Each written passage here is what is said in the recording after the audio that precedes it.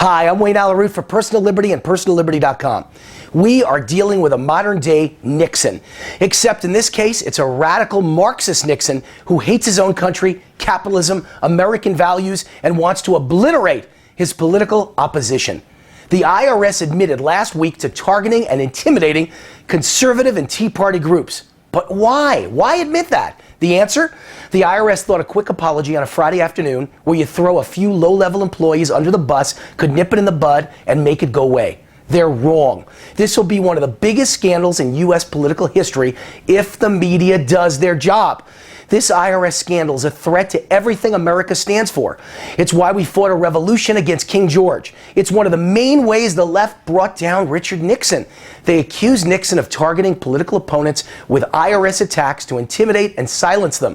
These attacks were prominently included in Nixon's articles of impeachment and should be in Obama's too, if the media does their job. How do I know? Because I am the face of Obama's IRS attacks. I am the proof of how bad it is. When it started, that it was directed at individuals as well as groups, and that it did not involve only low-level IRS employees. No, it did not involve only low-level employees. No, it goes right to the top of the IRS. It started early in Obama's presidency, and you could bet your last dollar it was all conducted upon the direct orders of the Obama White House. It didn't happen in only 1 year, 2012. It doesn't involve only one office in Cincinnati. It was a widespread attack. My IRS attack emanated from the Las Vegas IRS office. Most importantly, I'm living proof it was directed at individuals with the intent of ruining our lives. It almost ruined mine. This is important because the American public needs to see the faces of the targets. I have a wife and 4 children. I'm a small businessman. I didn't deserve this. I couldn't afford this. Here's my personal story. Yeah, I'm a small businessman, but I'm also a national media personality with a megaphone. There's the key. I'm an outspoken critic of Obama. My views are seen by millions at Fox News Channel and read at websites like The Blaze and FoxNews.com.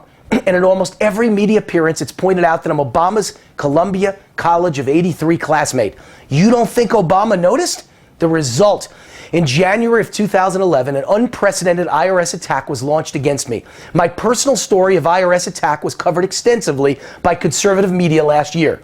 In 30 years of doing business, I've had a spotless tax record. Perfect. And I had never heard a peep from the IRS. The attack was so overzealous and out of bounds, I was forced to hire one of this nation's top tax attorneys who took my case to court, where we won a 100% victory. Total vindication. My relief at being vindicated lasted 5 days. Then the IRS announced a new tax audit against me.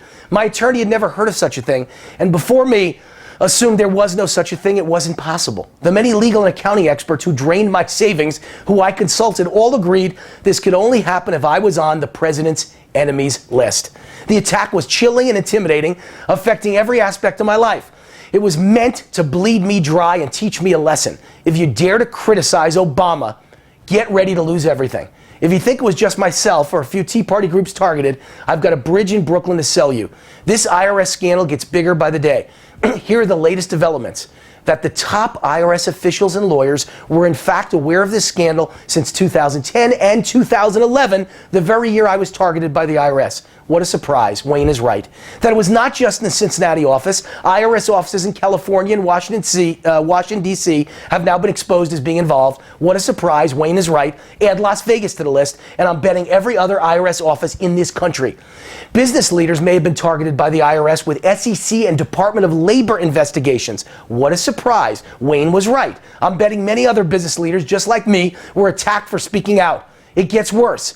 The IRS was targeting pro-Constitution groups. Pro-Constitution?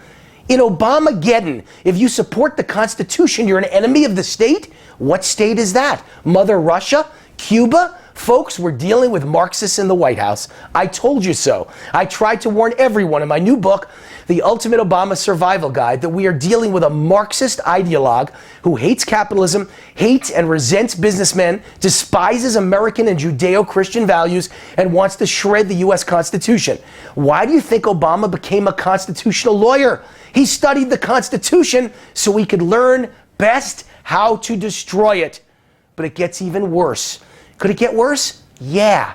It turns out the IRS was targeting pro-Israel Jewish groups. It's now gone from political targeting to racism, anti-Semitism, and religious intolerance. This scandal is widespread. It is deep within the IRS, but I don't blame the IRS. These career bureaucrats were ordered to attack Obama's opponents.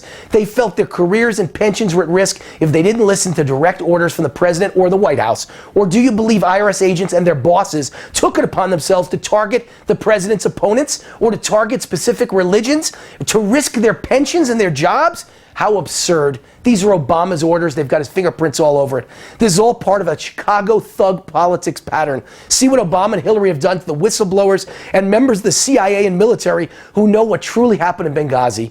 See General Petraeus and his affair. Given his continued silence, I can only imagine what other threats Obama is holding over General Petraeus' head. Or take the rating agencies who downgraded the credit of America. Both were indicted by the federal government soon after daring to confront Obama and let him and all of us know America's in economic decline. Enough is enough. President Nixon was threatened with impeachment and forced out of office for covering up a third-rate burglary. President Clinton faced impeachment for a third-rate sexual affair. Obama has committed first-rate crimes. Benghazi is Watergate with 4 dead American heroes. And this brazen IRS attack makes Nixon look like a nice guy. Can you imagine if Nixon would have dared target Jewish pro-Israel groups? The media would have burned him at the stake. Can you imagine if George W. Bush would have dared to target African-American groups or activists? It's time our representatives in Congress find the courage to face up to Obama's culture of lies, cover-ups, and thug intimidation. They must take the action that Obama deserves for the Benghazi cover-up and these horrific, unconstitutional IRS attacks meant to silence free speech and his critics. Impeachment is the answer. Oh, and one more thing that needs to be pointed out. I wrote my new national bestseller, The Ultimate Obama Survival Guide, while being intimidated by the IRS. Sorry, Mr. Obama, your plans backfired. You can't stop a conservative patriot who loves God, country, and family. Nothing can stop us. Don't even bother trying. Will we survive Obama's second term? I think we can. And I've explained how in my 450-page national bestseller, The Ultimate Obama Survival Guide. I wrote it to show patriotic Americans how to survive, thrive, and actually prosper from every move Obama makes for the next 4 years. Don't get mad. That does nothing for you. Get even. You can find my best-selling book, The Ultimate Obama Survival Guide, online at Amazon.com or at Costco, Barnes & Noble, Sam's Club, Books A Million, or any fine bookstore, or you can buy it in ebook form to read on your favorite e-reader. You can find more information in the box right under this article. Just look for the bright yellow book cover, The Ultimate Obama Survival Guide, to order your very own copy. I'm Wayne Allen Root for PersonalLiberty.com. See you next week, same time, same place. God bless America.